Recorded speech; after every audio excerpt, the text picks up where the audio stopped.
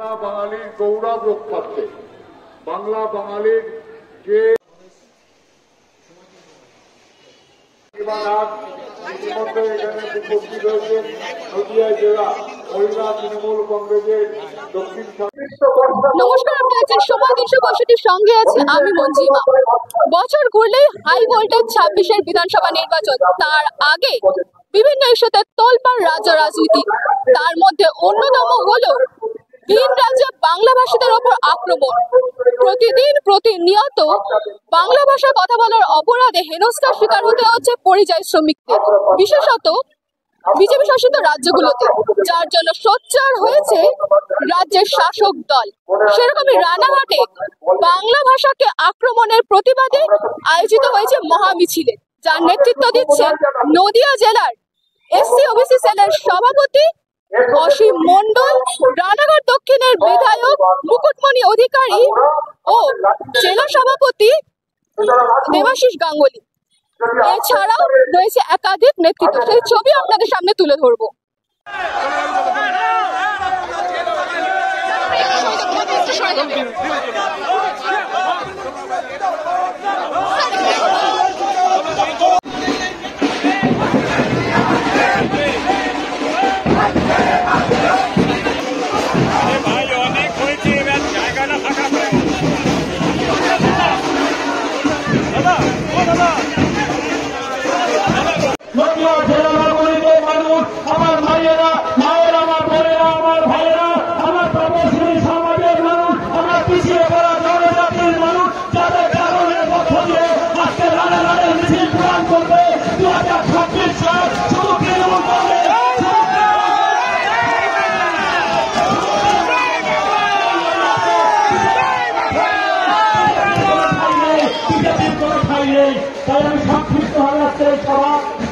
বাংলার স্বাদে বাঙালির সেবায় মা বাসন্তী হোটেল অ্যান্ড রেস্টুরেন্ট, ঠিকানা পোক্তাপুল, নারায়ণগড়, পশ্চিম মেদিনীপুর। আমাদের এখানে সকাল, বিকাল, দুপুর এবং রাত্রিকালীন আহারের সুব্যবস্থা রয়েছে। সুলভ মূল্যে আহারের একটাই ঠিকানা মা বাসন্তী হোটেল অ্যান্ড রেস্টুরেন্ট। আমাদের এখানে সমস্ত ধরনের খাবার অর্ডার নেওয়া হয়। প্রোপ্রাইটার ঝন্টু গেড়ে। Mobile number 9732543245। আমরা এই মুহূর্তে আমাদের সঙ্গে পেয়ে গিয়েছি নদিয়া দক্ষিণ জেলার এসসি ওবিসি সেলের সভাপতি অসীম মণ্ডল। তুমি স্বাগত দাদা। প্রথমেই জিজ্ঞেস করবো, বাংলা ভাষায় কথা বলে যদি বাংলাদেশি বলে অপমান করা হয়, তৃণমূল কিভাবে এই লড়াইটা জাতীয় স্তরে নিয়ে যাবে? বাঙালি লড়াই করতে জানে।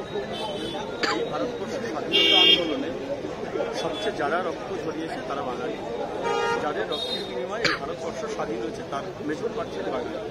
স্বাভাবিক কারণে এই মুহূর্তে দাঁড়িয়ে একটা কেন্দ্রের যে একটা সরকার চলছে, সেই সরকারের ঐতিহাসিক চিন্তাভাবনার মধ্যে দাঁড়িয়ে একটা বাঙালি বিদ্বেষী, একটা বাঙালিদের প্রতি যে ধরনের একটা চক্রান্ত চলছে, আমরা আশাবাদী মমতা বন্দ্যোপাধ্যায়ের নেতৃত্বে, অভিষেক বন্দ্যোপাধ্যায়ের সেনাপতিতে আমরা অবশ্যই অত্যন্ত দায়িত্ব সহকারে এই বাংলার 10 কোটি বাঙালি তাদের আত্মসম্মান মর্যাদাকে রক্ষা করার জন্য আমাদের যে লড়াই, আমাদের সংগ্রাম জারি থাকবে।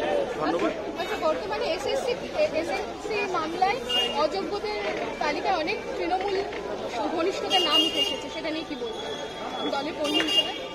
দেখুন, এটা আমরা সঠিক এই মুহূর্তে আমি এটা বলতে পারবো না, কতটা কি সংবাদ মাধ্যম বলছে। এবং আমি একটা কথা বলবো, অর্থাৎ হাইকোর্ট বা সুপ্রিম কোর্ট যে রায় দিয়েছে, আমরা আইনকে অবশ্যই রেসপেক্ট করি, শ্রদ্ধা করি। কাজে আইনের পথে চলবে, সেখানে যদি কেউ অপরাধী হয় শাস্তি সে পাবে। বাংলা ভাষায় কথা বললে যদি বাংলাদেশি বলে অপমান করা হয়, তৃণমূল কিভাবে এই লড়াইটা জাতীয় স্তরে তুলবে? দেখুন, তৃণমূল কংগ্রেস তো জাতীয় স্তরে তুলেছে প্রথম কথা, এবং এই আন্দোলনে সকলে বিজেপি বিরোধী সমস্ত রাজনৈতিক দলই সমর্থন করছে। এটা শুধুমাত্র বাংলা ভাষার উপরে আক্রমণ না, এটা বেসিক্যালি যদি আরো ডিপে গিয়ে দেখি, গভীরে গিয়ে দেখি, তাহলে এটা ভারতবর্ষের সংবিধানের উপরে আক্রমণ, ফেডারেল স্ট্রাকচারের উপরে আক্রমণ। সুতরাং ভারতবর্ষের সংবিধান বিপন্ন বিজেপির এই এজেন্ডাতে। এটা তো পরিকল্পিত, বিজেপি পরিকল্পিতভাবে বাংলা ভাষার উপরে আন্দোলন, বাংলা ভাষার মানুষের উপরে অত্যাচার করছে। তো সেইখানে দাঁড়িয়ে বাঙালির অস্মিতা, বাঙালির যে গর্ব, সেটা কখনো ক্ষুণ্ণ হবে না। বাঙালির লড়াইয়ের জাত, বাংলা লড়াই করতে জানে, ভারতবর্ষকে স্বাধীন বাঙালিরাই করেছে, পথ বাঙালিরাই দেখেছে। আগামী দিনেও ভারতবর্ষের সংবিধান এই বাংলায় রক্ষা করার জন্য বাংলায় পথ দেখাবে। কি মনে হয়? সঙ্গে পেয়ে গিয়েছি রানাঘাট দক্ষিণের বিধায়ক মুকুটমণি অধিকারীকে। দাদা, প্রথমে স্বাগত। আমরা জানলে আমি প্রথমে জিজ্ঞেস করব, বাংলা ভাষীদের উপর যে আক্রমণ চলছে, এই লড়াইটাকে জাতীয় স্তরে কিভাবে নিয়ে যাবে? দেখুন, সারা ভারতবর্ষব্যাপী বিজেপি শাসিত 19টা রাজ্যে এবং ভারতবর্ষের প্রত্যেক প্রান্তে বিজেপির গুন্ডারা বাংলা ভাষা বললে তাদেরকে বাংলাদেশি ভাষা, বাংলা বললে তাদেরকে বাংলাদেশি, এবং আপামর বাঙালির উপরে যে অত্যাচার, নাগরিকত্ব কেড়ে নিয়ে ডিভোটার করার যে চক্রান্ত, তার বিরুদ্ধে দাঁড়িয়ে একমাত্র মমতাময়ী মমতা ব্যানার্জি ঐক্যবদ্ধ সংগ্রাম লড়াই গড়ে তুলেছে। এবং আন্দোলনের মধ্য দিয়ে যার জন্ম, যিনি আন্দোলনের বহ্নি কন্যা, যিনি আন্দোলনের প্রতিবাদের জ্বলন্ত প্রতিমূর্তি, সেই মমতাময়ী মমতা ব্যানার্জির নেতৃত্বে আন্দোলন হচ্ছে। সারা ভারতবর্ষে অল ইন্ডিয়া তৃণমূল কংগ্রেসের নেতৃত্বে যেখানে যেখানে ইউনিট আছে আমরা ঐক্যবদ্ধ সংগ্রাম গড়ে তুলছি, যার মধ্য দিয়ে সমস্ত উদ্বাস্তু, মতুয়া, শরণার্থী, পিছিয়ে পড়া অংশের মানুষ যাদের নাগরিকত্ব কেড়ে নিয়ে পশ্চিমবঙ্গে 2.5 কোটি মানুষের ডিভোটার করার যে চক্রান্ত বিজেপি জাতীয় নির্বাচন কমিশনকে ব্ল্যাকমেল করে করছে, সেই চক্রান্তকে আমরা রুখে দেব। এবং নিশ্চিতভাবে আপনারা লক্ষ্য করেছেন, পার্শ্ববর্তী রাজ্য আসাম, সেখানে বিজেপি ক্ষমতায় আসার পর বিকৃত হিন্দুত্বের পোস্টার বয় হেমন্ত বিশ্ব শর্মা, তিনি 19 লক্ষ মানুষের নাগরিকত্ব আসাম অ্যাকর্ডের মাধ্যমে কেড়ে নিয়েছে। তার মধ্যে 12 লক্ষের বেশি সনাতনী সমাজের মানুষ।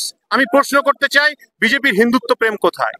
আমি প্রশ্ন করতে চাই, বিজেপিকে ভোট আসলে মতুয়া, উদ্বাস্তু, রাজবংশী, শরণার্থী, পিছিয়ে পড়া অংশের মানুষ, ওবিসি, আদিবাসী সম্প্রদায়ের মানুষকে তোল্লা দেওয়া হয়, ব্রাহ্মণদেরকে তোল্লা দেওয়া হয়, কিন্তু যখন ভোট চলে যায় তখন সনাতনীদের গলা কেটে তাদেরকে মাথা আর ধর আলাদা করে দেওয়ার চক্রান্ত করা হয়। আমরা দেখেছি পার্শ্ববর্তী রাজ্য, সেখানে এসআইআর এর নামে ঘুরপথে এনআরসি করে জাতীয় নির্বাচন কমিশন বিজেপির চক্রান্তে বিহারে 52 লক্ষ মানুষের নাগরিকত্ব কেড়ে নিয়েছে, যার 80 থেকে 90% শরণার্থী হিন্দু সমাজের মানুষ, বিহারের মানুষ। প্রশ্ন করতে চাই বিজেপিকে যে তাদের সনাতনী প্রেম, হিন্দুত্ব প্রেম কোথায়? আচ্ছা, শুধু প্রতিবাদ মিছিল যথেষ্ট নাকি বাংলা ভাষীদের আইনি সুরক্ষা দিতে তৃণমূল কেন্দ্রীয় স্তরে কোনো উদ্যোগ নেবে? অবভিয়াসলি মমতা ব্যানার্জি যেমন একদিকে আইনি লড়াই লড়ছেন, অন্যদিকে দাঁড়িয়ে তিনি ঐক্যবদ্ধ সংগ্রাম, প্রতিরোধ গড়ে তুলছেন। কারণ আমরা গণতন্ত্রে আমাদের একমাত্র ভরসা সুপ্রিম কোর্ট, আরেকটি ভরসা হচ্ছে গণ আন্দোলন, জন আন্দোলন গড়ে তোলা, যার মধ্য দিয়ে মমতা ব্যানার্জির জন্ম। সেই আন্দোলন ভারতবর্ষের ইতিহাসকে বারবার পথ দেখিয়েছে। মমতা ব্যানার্জির আন্দোলন আরো একবার ভারতবাসী বাঙালিকে পথ দেখাবে।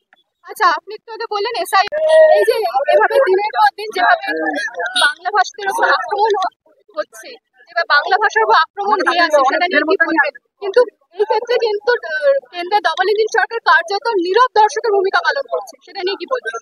না, ডাবল ইঞ্জিন সরকারই তো করাচ্ছে। ডাবল ইঞ্জিন সরকার যে রাজ্যগুলোতে রয়েছে সেখানেই বাঙালিদের বিরুদ্ধে অত্যাচার, শোষণ, নির্যাতন এগুলো চলছে।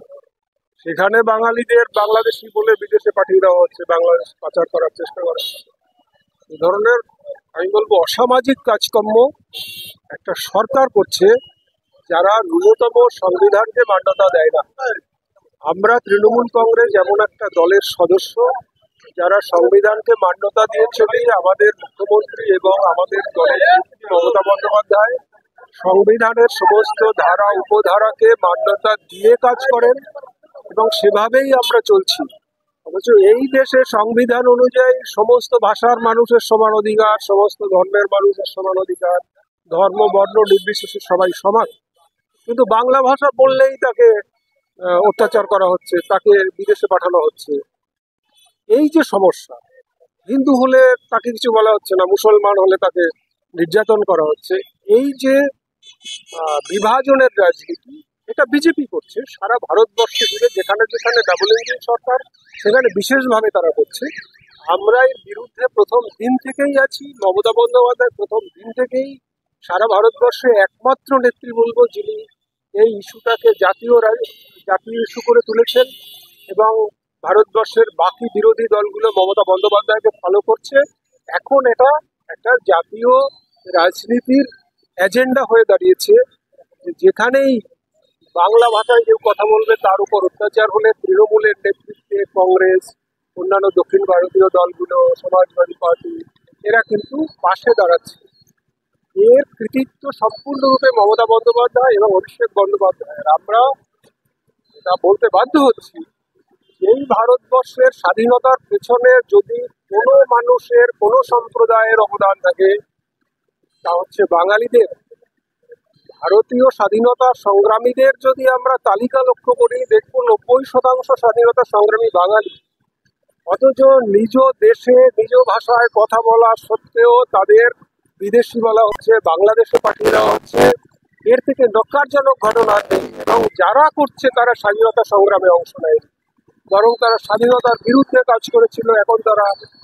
এখন তারা লালকেল্লায় জাতীয় পতাকা উত্তোলন করছে। এটা আমাদের লজ্জা। আচ্ছা, সম্প্রতি এই নির্বাচনে অন্যতম গুরুত্বপূর্ণ ইস্যু কিন্তু এসএসসি দুর্নীতি মামলা, যেখানে অযোগ্যদের তালিকা বেরিয়েছে। আর সেই তালিকায় কিন্তু অনেক তৃণমূল ঘনিষ্ঠদের নাম উঠে আসছে।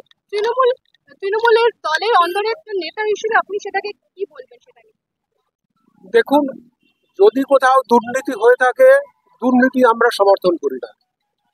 কোর্ট যেমন সিদ্ধান্ত নেবে, যেহেতু এটা কোর্টের বিচারাধীন, আমি মন্তব্য করব না। কিন্তু আমি বলবো, যেখানে অন্যায় হয়েছে, যেখানে অবিচার হয়েছে, যেখানে যোগ্য প্রার্থী চাকরি পায়নি, তার প্রতিকার হওয়া উচিত।